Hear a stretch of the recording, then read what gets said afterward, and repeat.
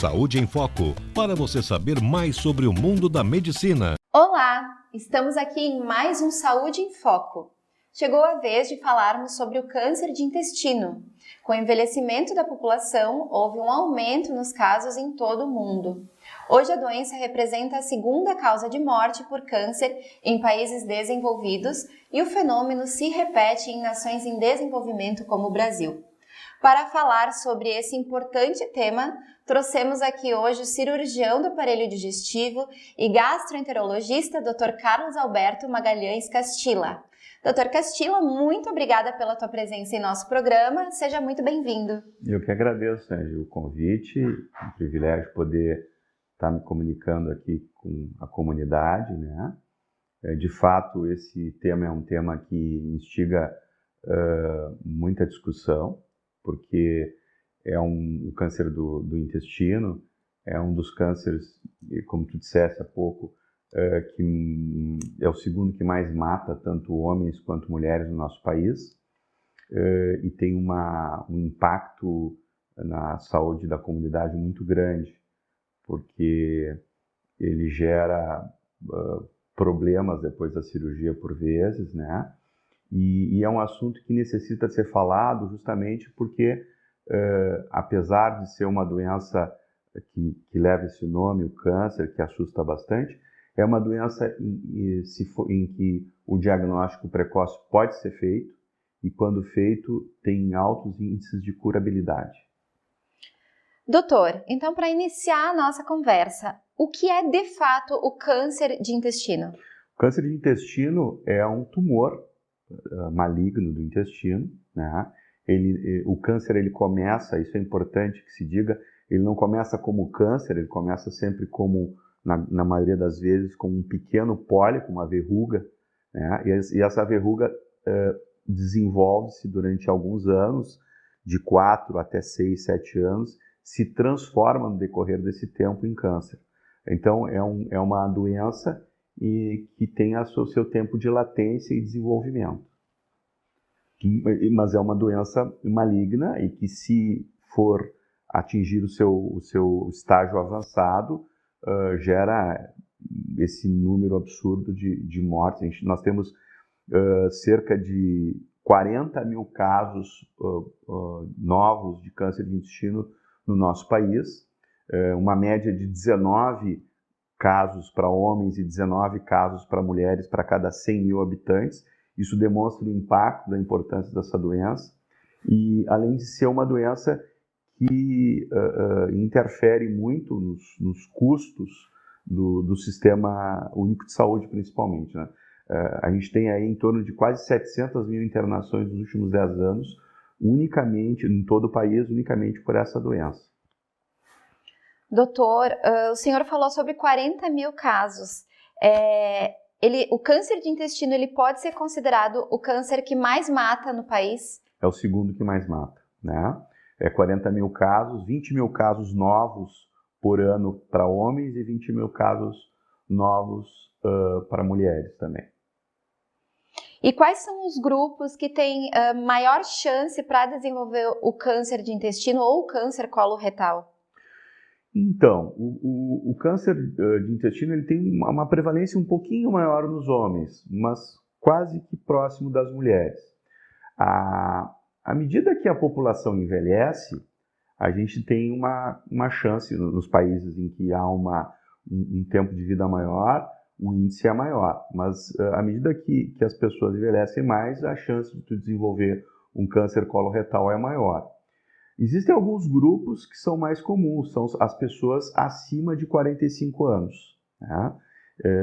Tanto é que, por conta dessa idade, se recomenda que, independente de ter sintomas ou não ter sintomas, os pacientes conversem com os seus médicos, né, os seus médicos habituais, para conversar sobre a possibilidade de fazer um rastreamento, né? Que justamente a partir da cidade é mais comum, não que se tenha o câncer, mas que se tenha essas lesões pequenas, pré-malignas, que podem evoluir para câncer. Essas lesões, a gente chama de pólipos, né? São lesões que, em média, em torno de 4 até 6%, no decorrer de alguns anos, podem se transformar em câncer. Então, é um dado, um índice bastante importante e que merece a atenção devida. É claro que os pacientes mais idosos, à medida que vão envelhecendo, têm mais chance de desenvolver essa doença. Doutor, tu falaste em homens, mulheres e idosos, mas as crianças, elas são afetadas ou não? Felizmente não, as crianças não são. Quais são os sintomas mais comuns associados ao câncer de intestino? O mais comum, é o sangramento. É o que assusta, é o que de alguma maneira é o mais comum e é o que mais preocupa. Né? A gente, além do sangramento, tem dores abdominais, principalmente quando são acompanhadas de emagrecimento. Né?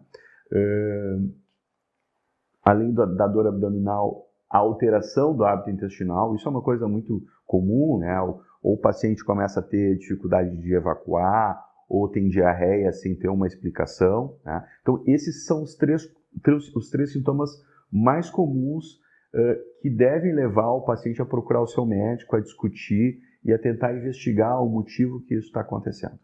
E esses sintomas, eles podem ser confundidos com outras doenças? Sim, com muita frequência, porque sangramento, a gente pode ter sangramento, aliás, o mais comum do sangramento são as doenças orificiais, hemorroida, fissura, né?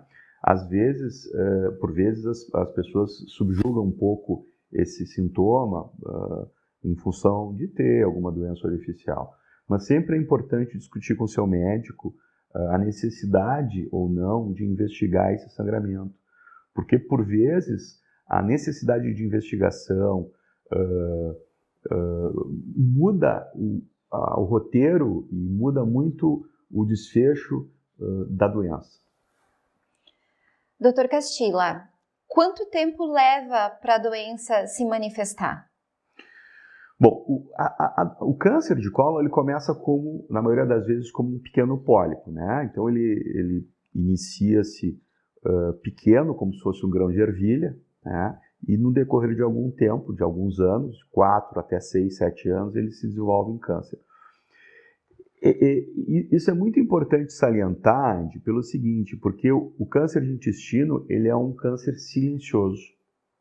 Ele dá muito poucas manifestações. Né? Quando ele dá alguma manifestação, geralmente ele já está num estágio mais avançado. Para teres uma ideia, nós conseguimos diagnosticar os cânceres de cólon em 85% das vezes quando ele já está avançado, justamente por conta de não ter muito sintoma.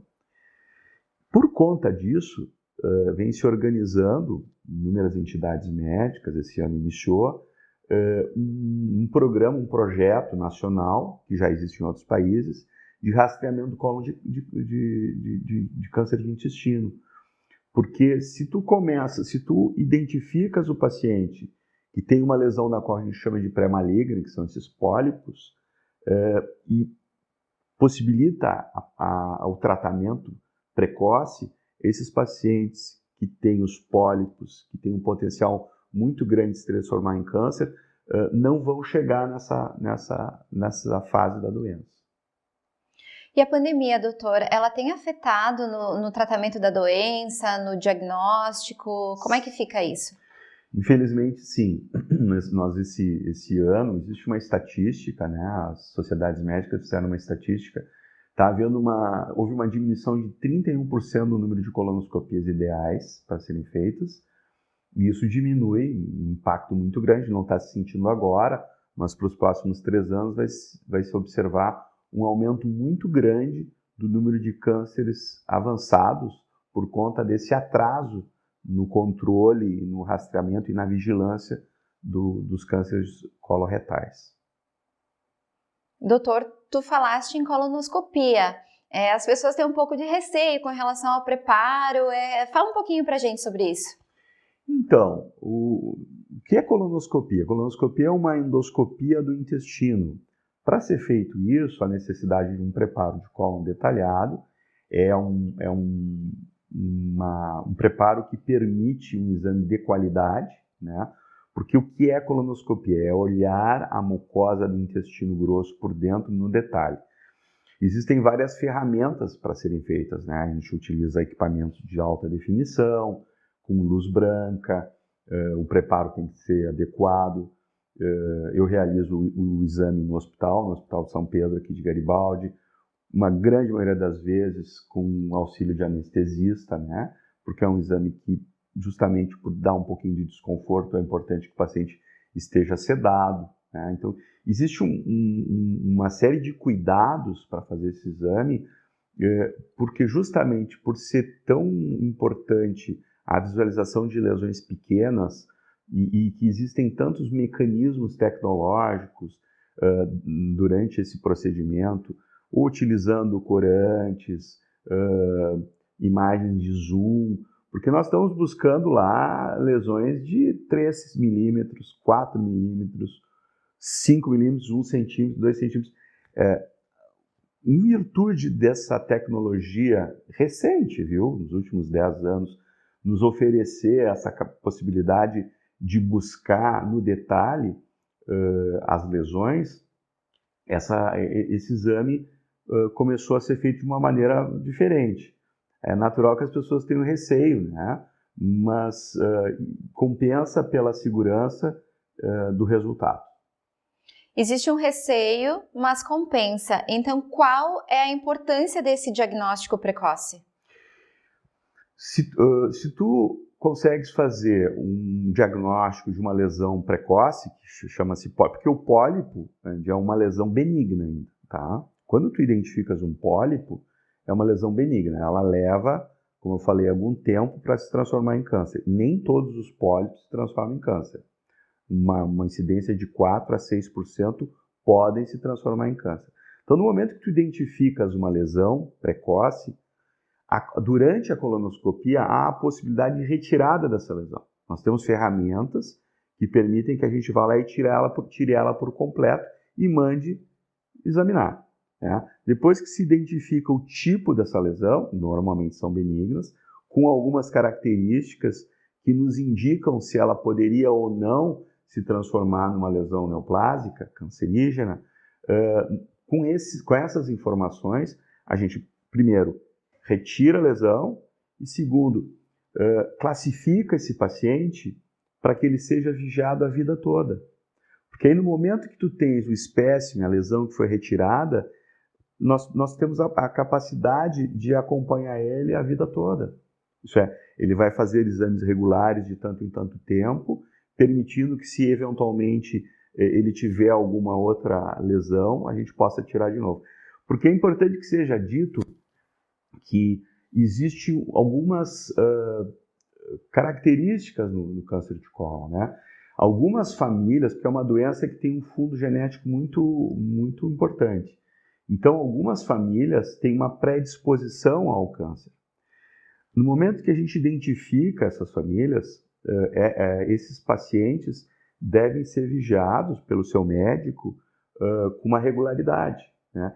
Isso faz parte do programa de rastreamento, que é feito no mundo todo, com a intenção justamente de evitar que essas pessoas cheguem na doença avançada. Então, é um paradoxo, é uma doença que hoje nós, infelizmente, alcançamos o diagnóstico em 85% das vezes já avançado, mas se for feito o rastreamento a tempo, né, nós conseguimos um índice de cura de até 95%. Doutor, antes da gente continuar, nós vamos para um rápido intervalo, a gente já volta.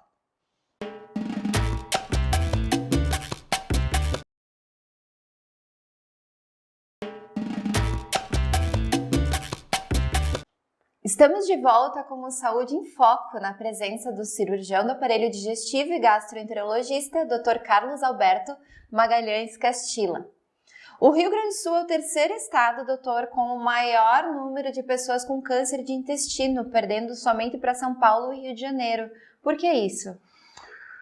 Proporcionalmente, o nosso estado tem esse alto índice de câncer de cólon, tanto para homens quanto para mulheres, em função da nossa cultura. Tá?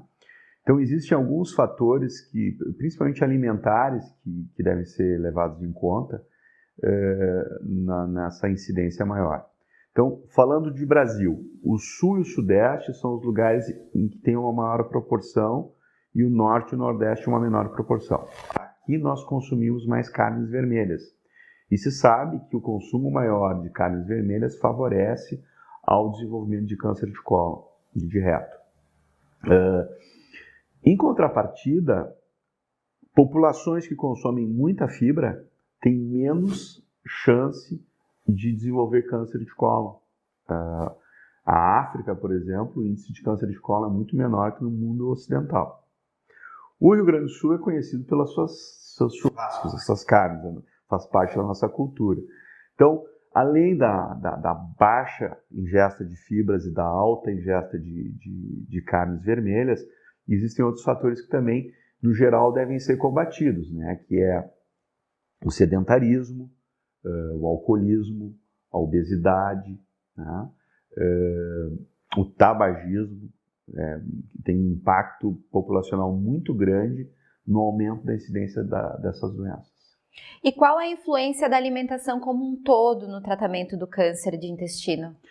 No tratamento, nem tanto, mas é na prevenção, né? Isso é, se nós chegamos à população, à comunidade, explicando que deve haver um equilíbrio na alimentação, de uma maneira geral, a gente vai estar proporcionando uma disciplina para que no futuro a gente possa diminuir esse alto índice, né? Essa preocupação de comer fibra é uma coisa que tem que ser divulgada, como nós estamos fazendo aqui hoje.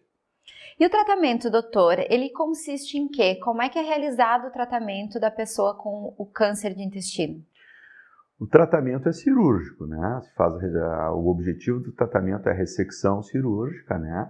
Hoje em dia a gente utiliza padrões de tratamento complementares, como a radioterapia e a quimioterapia, que vem tomando um espaço muito grande, né? Isso tem se desenvolvido muitos protocolos, tanto nos Estados Unidos quanto na Europa, que permitem uma sobrevida maior, uma qualidade de vida maior para o paciente, junto com a cirurgia. A cirurgia é o tratamento de eleição para o câncer do colo e do reto.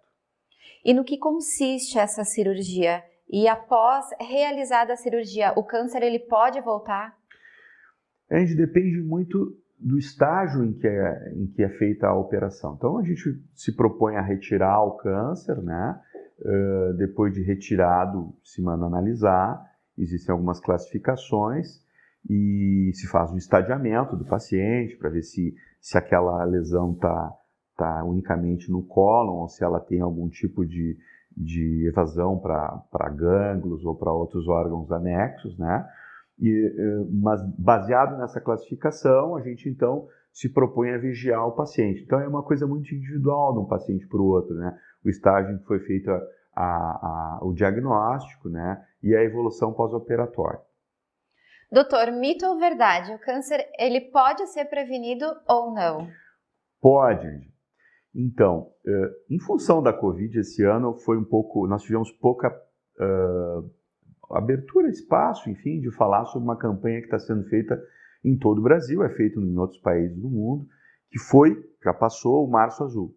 O Março Azul é um mês em que se propõe a justamente fazer o que nós estamos fazendo aqui, falar com a comunidade sobre a importância e estimular as pessoas a entenderem como é importante conversar com o seu médico sobre as dúvidas que tem do câncer de cólon. Porque, como eu falei anteriormente, imagina o seguinte, hoje nós conseguimos fazer diagnósticos, infelizmente, em 85% dos pacientes com casos avançados. Mas, se seguirmos alguns protocolos de rastreamento, a gente consegue fazer o diagnóstico e proporcionar uma cura de 95% dos casos diagnosticados. Por intermédio, não só da colonoscopia, a colonoscopia é o padrão ouro de diagnóstico e de prevenção, tá? Mas em populações maiores, em que não tem condições de custo, pesquisa de sangue oculto é uma outra forma que pode ser feita para tentar identificar ou escolher quais são os pacientes que devem ser triados, né, numa grande população. Mas a forma de prevenção mesmo, hoje em dia, é a colonoscopia, porque tu vai estar fazendo um diagnóstico, procurando um diagnóstico e proporcionando já durante esse diagnóstico o tratamento. Então, essa campanha do Março Azul se propõe algumas coisas. Primeiro, explicar que todos esses fatores comportamentais que eu citei aqui são importantes para evitar o câncer de cólon, se aproximar da comunidade e poder explicar para eles quais são os sinais que merecem o paciente procurar o seu médico para conversar, explicar a importância de que que a história familiar tem que ser sempre lembrada como um fator de potencial preocupação, porque os pacientes que têm na família têm uma potencialidade maior de desenvolver por ter um traço genético essa doença. Pacientes que têm doença inflamatória intestinal, outra coisa que eu não falei, mas é importante, tem uma possibilidade 10 vezes maior de desenvolver câncer, tá? Então é uma outra doença que tem que ser vigiada a vida toda e tratada, além de se implantar, tanto do ponto de vista privado quanto do ponto de vista público, principalmente, os programas de rastreamento do câncer de cólon, que é isso que nós falamos, pesquisa de sangue oculto, exames de colonoscopia. Se estabeleceu que, a partir dos 45 anos de idade, tanto homem quanto mulher devem fazer uma colonoscopia cada 5 ou cada 10 anos, dependendo do resultado do primeiro exame. E existem vários protocolos em que, quando se identifica um pólipo benigno, se segue esse paciente pela vida toda e ele vai repetir a colonoscopia de tanto em tanto tempo, permitindo, se por acaso houver novamente o retorno de algum pólipo, a retirada desse pólipo, com análise e, de novo, uma reclassificação, e ele vai passar a vida toda sendo vigiado justamente para evitar que ele desenvolva a doença que é tão ruim, que é o câncer, né? Tu citou a doença inflamatória intestinal. Ela é confundida com o câncer de intestino em algum momento, em virtude de seus sintomas? Sim, sim. A doença inflamatória intestinal é um quadro inflamatório do intestino que tem inúmeras teorias ainda em andamento da causa, da etiologia, né? Mas as manifestações são muito semelhantes. Diarreia, alteração do hábito intestinal, constipação, sangramento, perda de peso, dor abdominal, muitas vezes é confundido. Doutor, tu falaste muito em colonoscopia. Os pacientes, eles têm receio, é necessário internar? Como é que funciona esse exame? Como é que ele é realizado?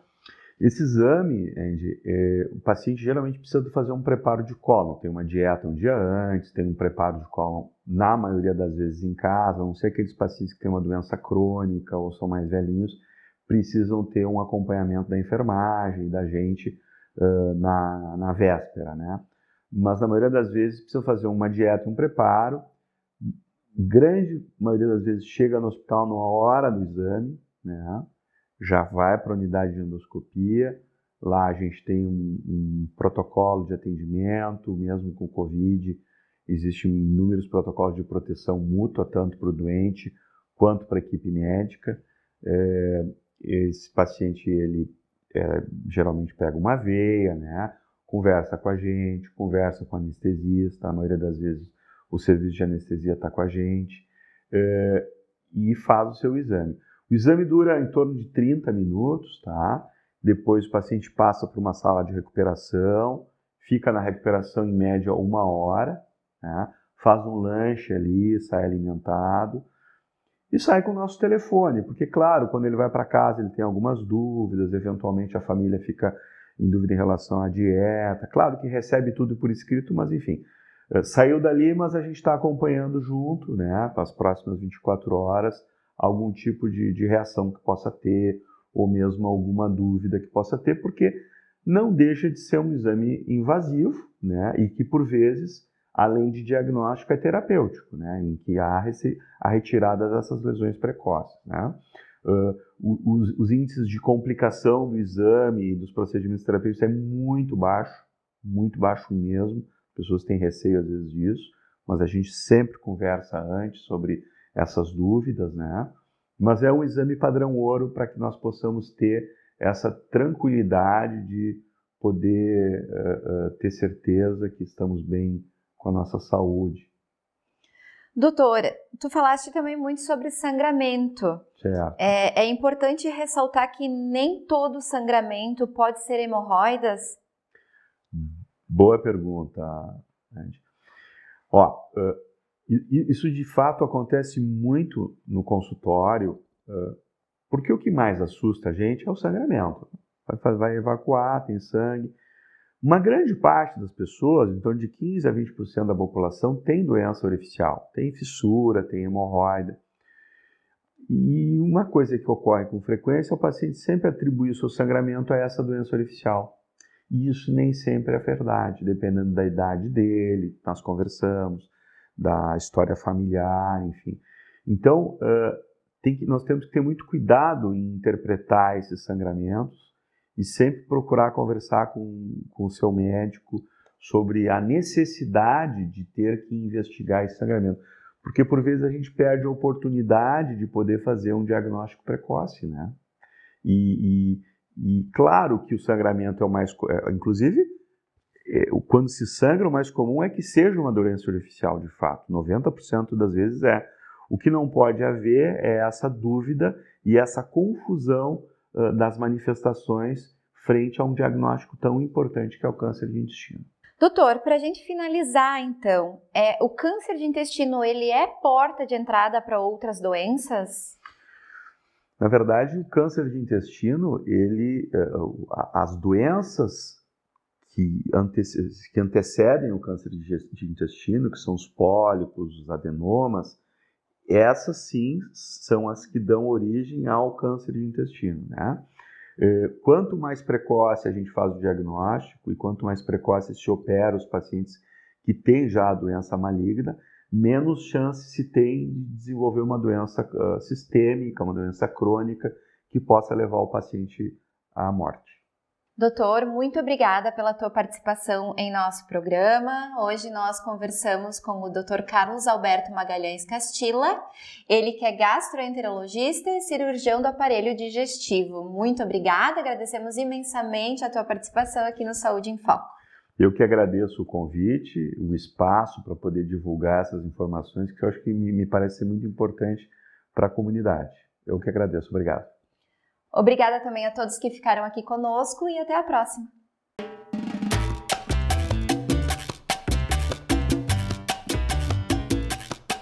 Saúde em Foco, para você saber mais sobre o mundo da medicina.